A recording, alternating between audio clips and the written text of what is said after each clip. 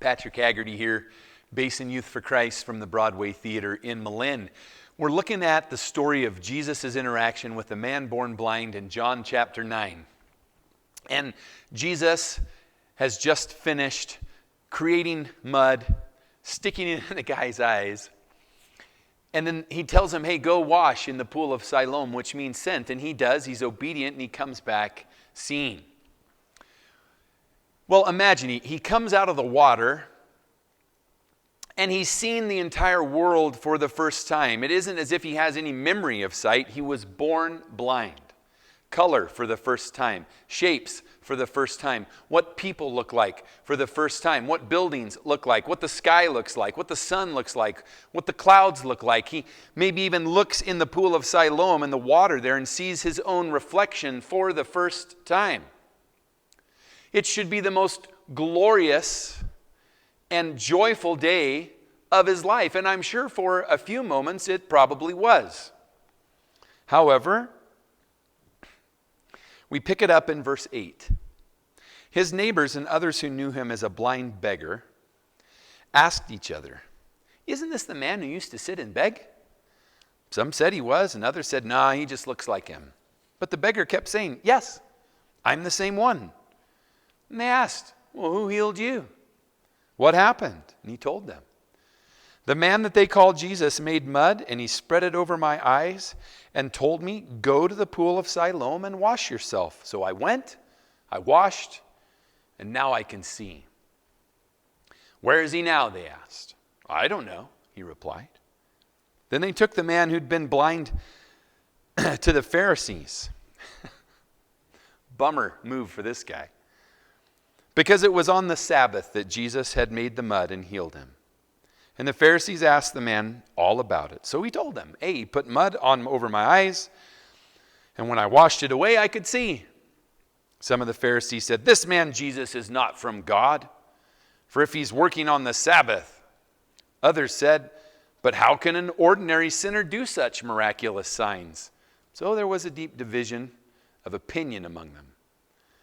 When the Pharisees again questioned the man who'd been blind and demanded, what is your opinion about this man who healed you? The man replied, I think he must be a prophet. The Jewish leaders still refused to believe the man had been blind and could now see, so they called in his parents and they asked them, is this your son? Was he born blind?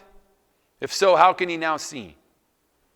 His parents replied, we know this is our son and that he was born blind, but we don't know how he can see or who healed him. Ask him. He's old enough to speak for himself. His parents said this because they were afraid of the Jews, who had announced that anyone saying Jesus was the Messiah would be expelled from the synagogue.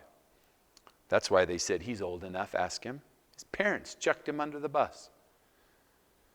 So for the second time, they called in the man who'd been blind, and they told him, God should get the glory for this, because we know that this man Jesus is a sinner.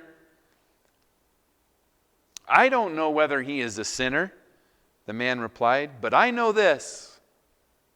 I was blind, and now I can see.